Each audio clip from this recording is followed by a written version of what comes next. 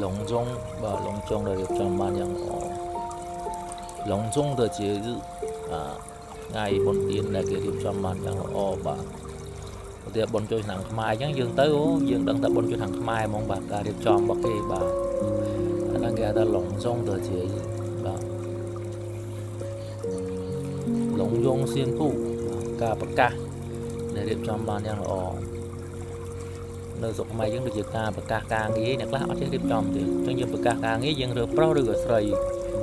ទទួលបានឬក៏ទទួលបានទាំងពីរភេទបាទអាយុប៉ុន្មានឡើងទៅបាទកម្រិតវប្បធម៌មិនដែរបាទប្រាក់ខែមិនដែរបាទពីណាដល់ណាយើងអត់ចាំបាច់ប្រាប់លម្អិតក៏បានតែយើងអាចចន្លោះបាទប្រាក់ខែពី300ទៅ500អញ្ចឹងទៅលងយងសៀនពូបាទការប្រកាសដែលរៀបចំបានល្អ